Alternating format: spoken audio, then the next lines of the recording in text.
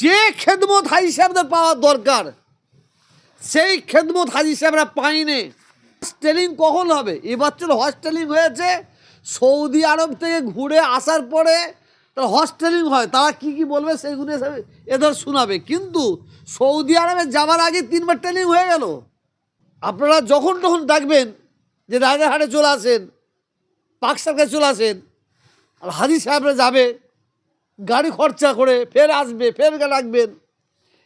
একটা তো খরচা আছে, এবং বয়স্ক মানুষদের জন্য এটা হ্যারাস্ট হবে বলে মনে করি আমি। যত হাজি সাহেব আছে প্রত্যেককে কলিকাতায় ডাকছে। আমাদের এলাকায় হাজি সাহেবদের ডেকে নিয়ে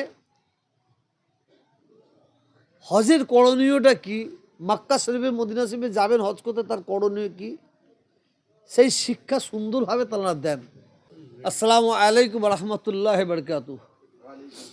সর্বপ্রথমে ভারতের দ্বিতীয় মুসলিম তীর্থভূমি ফুরফুরা দরবার শরীফ থেকে 2026-এ এবারে যেসব হাজি সাহেব ভাইয়েরা হজ পাকে যাবেন তাদের নিয়ে আমি 2-1টা বক্তব্য রাখতে চাইছি। আমরা দেখেছি বিভিন্ন জেলায়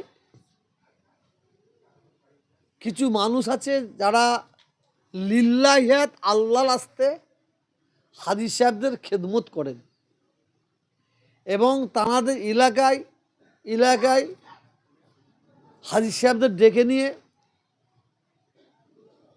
হজের করণীয়টা কি, মক্কা শরীফে মদিনা শরীফে যাবেন হজ করতে, তার করণীয় কি, সেই শিক্ষা সুন্দরভাবে তারা দেন। এবং হজ কমিটিরও কিছু মানুষ তানাদের এখানে এসে তানারাও বক্তব্য রাখেন। এর কারণটা হচ্ছে এই বাঁকুড়ার মানুষ, মেদিনীপুরের মানুষ, হাওড়া হুগলির মানুষ, 2-24 মানুষ, চারিদিকের মানুষ হজ পাকে যায়। তাদের সুবিধার্থের জন্য যে যার এলাকায় হজ ক্যাম্প করে হাজি সাহেবদের খেদমত করার জন্য কিছু সংস্থা মানুষ তারা এই ব্যবস্থা করে থাকে। কিন্তু এবছরে হজ কমিটি কি করেছে, যত হাজি সাহেব আছে প্রত্যেককে কলিকাতায় ডাকছে। তাহলে বসিরহাটের মানুষ, মেদিনীপুরের মানুষ, হাওড়া হুগলির মানুষ, 24 মানুষ, মালদা মুর্শিদাবাদের মানুষ যখনই ডাকবে তাহলে হজ কমিটি আসতে হবে, আবার কিছুদিন পরে ডাকবে আবার আসতে হবে। এটা হাজি সাহেবদের একটা হ্যারেস্ট করা বলে মনে হয় আমার। হজ কমিটি কেন এই সিদ্ধান্তটা নিল এটা আমার জানা নাই।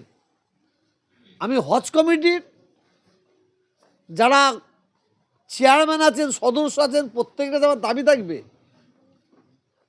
দীর্ঘদিন ধরে, বছর পর বছর ধরে যেভাবে এলাকায় হাজি সাহেবদের ট্রেনিং দেওয়া হয়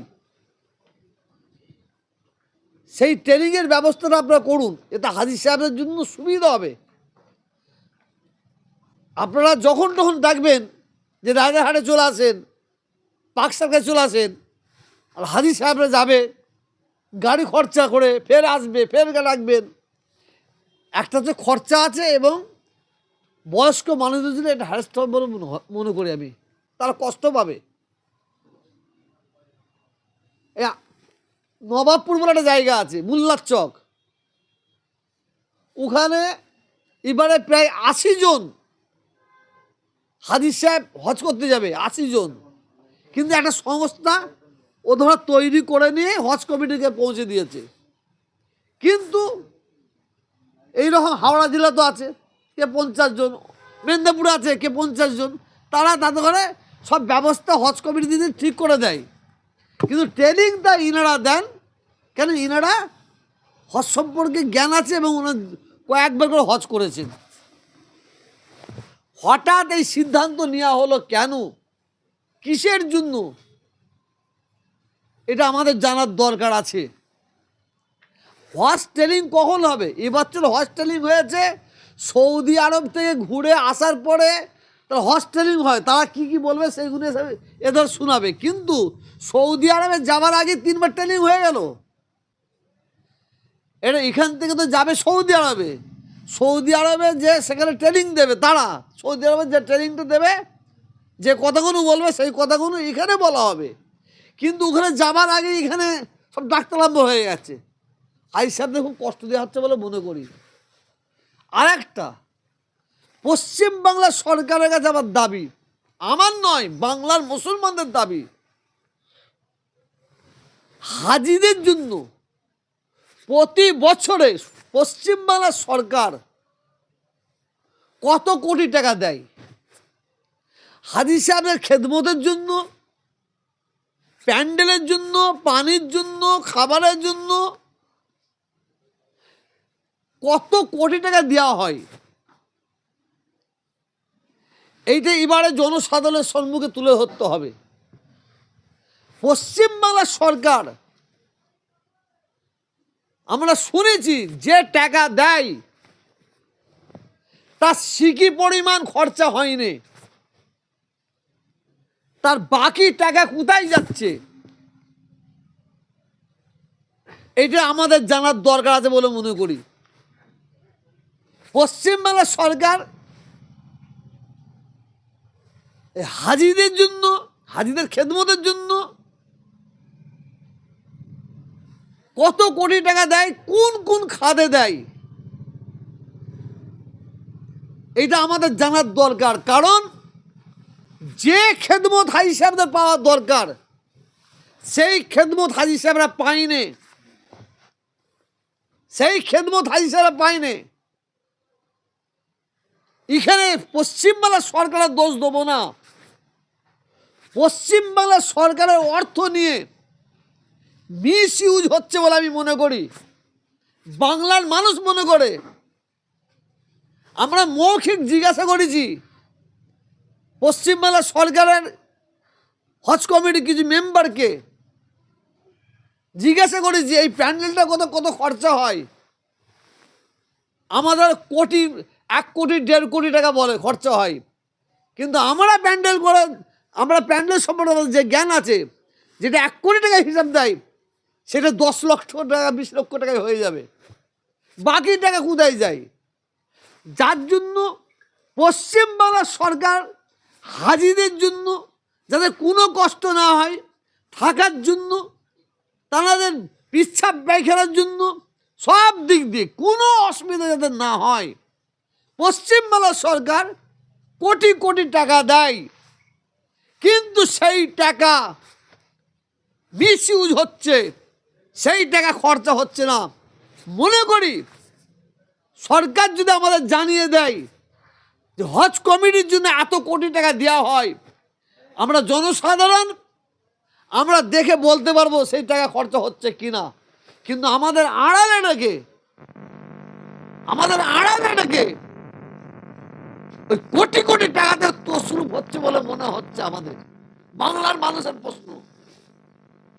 এবং হাজি সাহেবদের যে সুযোগ সুবিধা দেওয়া দরকার সেই সুযোগ সুবিধা দেওয়া হয়। আমার মনে হচ্ছে ডাল মে কুছ কালা হয়। পশ্চিমবাংলার মুখ্যমন্ত্রীর কাছে আমি করজোড়ে অনুরোধ করছি, আপনি ভালো করে লক্ষ্য রাখুন এই হজ কমিটিতে আপনি কত কোটি টাকা দিচ্ছেন আর সেই টাকা ঠিকমতো খরচা হচ্ছে কিনা। বিশেষ করে বাংলার মানুষ, তাদের কাছে আপনার বদনাম করার একটা চক্রান্ত চলছে। কি পশ্চিমবাংলার সরকার হাজি সাহেবদের খেদমত করার জন্য একদম নিম্নতম অর্থ দিচ্ছে, এই করেছে, কিন্তু আপনি নিম্নতম অর্থ দেননি। আপনার হাজি সাহেবদের যতটা দরকার তার চেয়ে অনেক বেশি দেন বলে আমরা মনে করি। কিন্তু হাজি সাহেবদের সেইভাবে সেবা দেওয়া হয় না।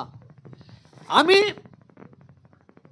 পশ্চিমবাংলার সংখ্যালঘু মুসলমানদের তরফ থেকে, হাজি সাহেবদের তরফ থেকে আমি শুধু জানতে চাই যে হাজি সাহেবদের হজ কমিটির যাতে হাজি সাহেবরা এবার হজ পাকে যাবে পশ্চিমবাংলা সরকার, তার জন্য এত কোটি টাকা এত টাকা গ্রান্ট করেছে, সেটা যেন আমরা ওখানে লিখিত দেখতে পাই, দেওয়ালে লিখিত দেখতে পাই। তাহলে আমরা অন্তত জানতে পারবো, বুঝতে পারবো পশ্চিমবাংলা সরকার এত কোটি টাকা দেয়, আর ঠিক সেই টাকা অনুযায়ী কাজ হয়। আর যদি না কাজ হয়, আমরা নিশ্চয়ই সরকারকে অবগত করব।